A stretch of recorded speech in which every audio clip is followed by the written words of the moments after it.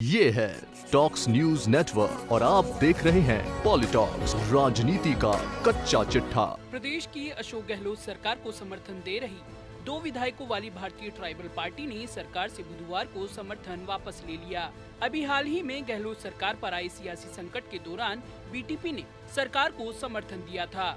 हालांकि बीटीपी के समर्थन वापसी से गहलोत सरकार को कोई नुकसान नहीं है, लेकिन फिर भी प्रदेश कांग्रेस ने भविष्य की चिंता करते हुए बीटीपी के गढ़ ट्राइबल एरिया में सेंध लगाने की पूरी तैयारी कर ली है। पूर्वी राजस्थान की आदिवासी बेल्ट में कांग्रेस के वोटों में सेंध लगाने वाली भारतीय ट्राइबल पार्टी के गढ़ में सेंधमारी के लिए कांग्रेस ने नया प्लान तैयार कर लिया है। अपनी यूथ विंग के जरिए कांग्रेस वागड़ के इस वोट बैंक को फिर से साधने में जुट गई है। इसके लिए कांग्रेस ने पहली बार आदिवासियों के महापुरुष गोविंद गुरु की जयंती को अपनी सेंधमारी का माध्यम बनाया। गोविंद गुरु की जयंती के मौके पर यूथ कांग्रेस की ओर से प्रदेश भर में कई कार्यक्रम आयोजित किए गए। पहली बार हुए ऐसे कार्यक्रमों को देखकर खुद बीटीपी के नेता अचंभित थे।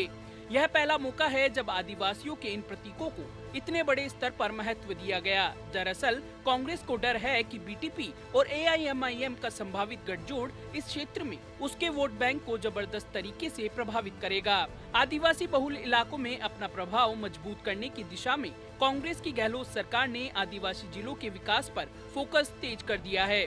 इसके तहत राज्य के जनजाति उपयोजना सहरिया तथा माड़ा क्षेत्र के 8 जिलों में ट्राइफेड के माध्यम से वन धन विकास योजना लागू होगी। प्रमुख शासन सचिव जनजातीय क्षेत्रीय विकास विभाग शिखर अग्रवाल ने बताया कि यह योजना प्रारंभ में राज्य के 8 जिलों उदयपुर, डूंगरपुर, बांसवाड़ा, प्रतापगढ़, सिरोही, कोटा, बारां तथा झालावाड़ में लागू की जा रही है। भारतीय ट्राइबल पार्टी ने अशोक गहलोत सरकार से समर्थन वापस ले लिया है। बीटीपी के प्रदेश अध्यक्ष वेलाराम गोगरा ने बुधवार को सरकार से समर्थन वापसी की घोषणा कर दी। बीटीपी का आरोप है कि सरकार ने उनकी 17 सूत्रीय मांगों में एक भी पूरी नहीं की। वहीं हाल ही में डूंगरपुर में जिला प्रमुख चुनाव में कांग्रेस और भाजपा ने बीटीपी को हराने के लिए हाथ मिला लिए थे, जिसके चलते बीटीपी नाराज चल रही थी। दरअसल डूंगरपुर जिले में जिला परिषद की कुल 27 सीटें हैं। इस बार के चुनाव में बीटीपी को निर्दलीय के रूप में 13 सीटें मिली, तो वहीं 8 सीट पर भाजपा और 6 सीट पर कांग्रेस ने जीत दर्ज की थी।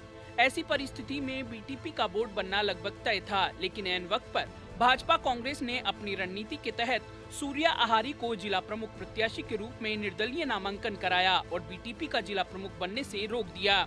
इस मामले में बीटीपी के प्रदेश अध्यक्ष वेलाराम गोगरा का कहना है कि कांग्रेसी नेताओं से बीटीपी को समर्थन देने की बात हुई थी, लेकिन समर्थन नहीं देकर धोखा किया गया। इसलिए सरकार से समर्थन वापस लेने की घोषणा की है। भाजपा कांग्रेस के हाथ मिलाने की बात खुद भाजपा प्रदेश अध्यक्ष सतीश पूनिया ने स्वीकार की थी। पूनिया ने इस सवाल के जवाब में कहा था कि हमने जिला स्तर के नेताओं को कहा था कि उन्हें जो उचित लगे वो करें।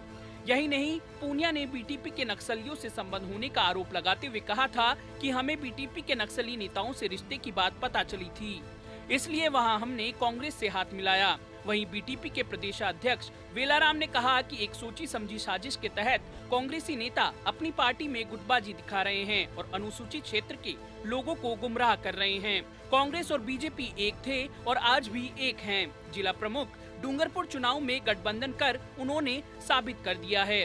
वेलाराम ने कहा कि नगर परिषद व नगर पालिका चुनाव में बीटीपी अपने उम्मीदवार उतारेगी। बीटीपी पर नक्सलवाद के लगाए आरोपों पर वेलाराम ने कहा कि जिन नेताओं ने बीटीपी पर नक्सलवाद की ट्रेनिंग लेने के आरोप लगाए हैं, वह साबित करें कि कहां-कहां ट्रेनिंग सेंटर हैं, कब तक कितने लोगों ने ट्रेनिंग ली है।